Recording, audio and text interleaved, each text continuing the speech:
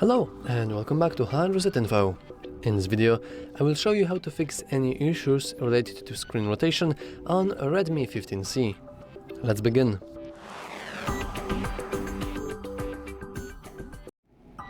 And we can begin by simply checking our control center.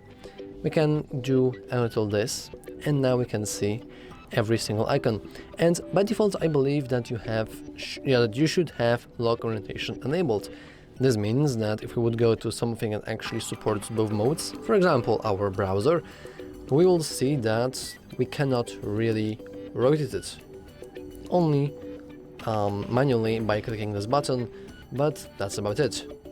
In order to enable, that's very tricky, but in order to enable your automatic rotation, you want to expand your control center and disable lock orientation. Now if we would go back to our browser, we'll see that now it's working without any issues. However, for many people this still will not work. Why? Well, it's important to note that not every application actually supports both modes. I really love to just showcase our calculator on this type of videos, but as you can see, the calculator on Redmi actually does not support both modes.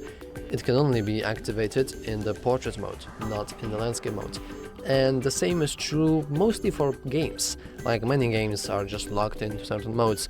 For example, Clash Royale, probably the most famous example, is only to be played on the portrait mode.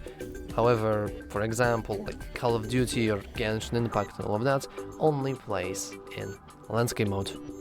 And lastly, if you still have any issues, I would simply advise you to reboot your device. You can do that by simply clicking power button and volume up button at the same time, and then simply swiping down to reboot.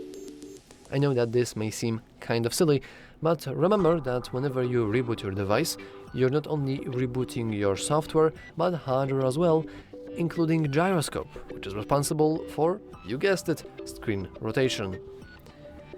So anyway, that's all for this video. If you found it useful, make sure to leave a like, subscribe, and as always, thanks for watching.